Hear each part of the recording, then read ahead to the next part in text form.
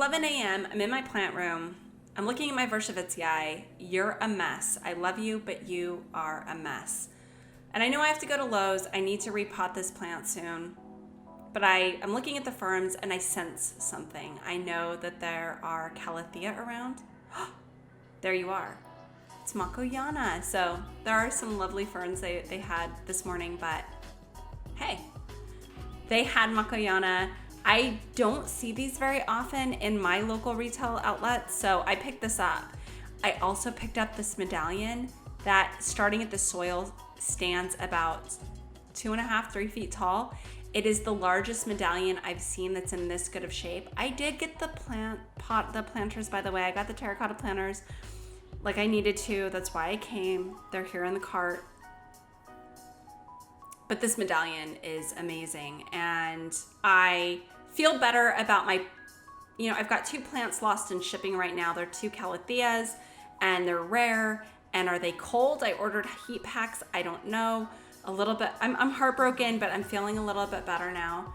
I also found these rolling plant stands, and I needed these because I've got a few larger plants, and the last 2 times I've been to Lowe's, they've rearranged things. I couldn't find them. So I finally found these again, and I'm actually thinking I might put the medallion on one, but first I'm going to test the wheels and look at them because I've definitely gotten one that doesn't roll before. This one is good, so into the cart it's going to go. And I'm feeling very accomplished now, less worried about my missing plants. I've got a medallion, I've got 2 terracotta planters, I've got a makoyana, and these plants have to be quarantined on the kitchen table, so I've got protectors, brand new ones ready to go for them. And back to the plant room by 1 p.m. Here's my illustrious. This is what it looked like back in April of 2019. This is a plant haul that I did, and this plant looked awful. I'm not sure even now what I was thinking when I saw it, and I said, oh, I'm gonna take that home, I have to have it. Even though it had obviously been torn up, it ended up having really bad fertilizer burn, and the new growth was dried up. This is what it looks like today. It's made huge strides, so I don't regret, of course, bringing it home. I also have my picturata and some of my philodendron I've added into the room on that plant shelf that was in another room. My Calatheas are doing pretty good. And I also brought in a fiddle leaf fig. So I've got 3. I repotted them in mid-fall, and here we go, or early fall.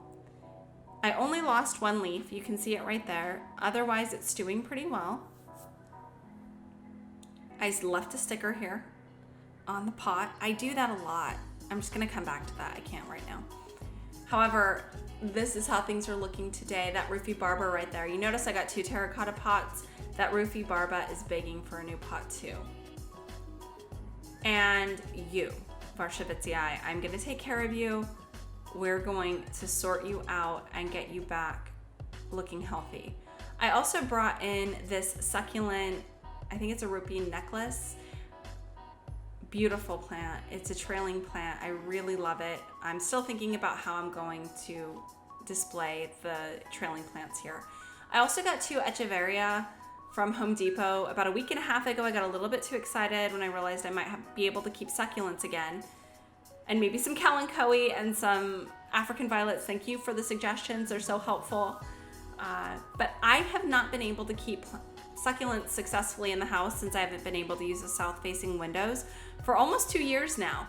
And so I'm back on track with that. And here's some propagations from succulents I had years ago, where you just throw them on some dirt to see if they'll grow. You'll notice the larger, older ones are very stretched, and that's because as I was having work done on the house, they're getting moved from room to room, and they're not getting enough light. They really began to stretch. So I'm hoping that some of these newer propagations do actually thrive here, and I'm not going to see this really wild stretching. This isn't even as bad as it could be on that last. This isn't as bad as it could be. I really don't want to keep plants in my house that can't thrive.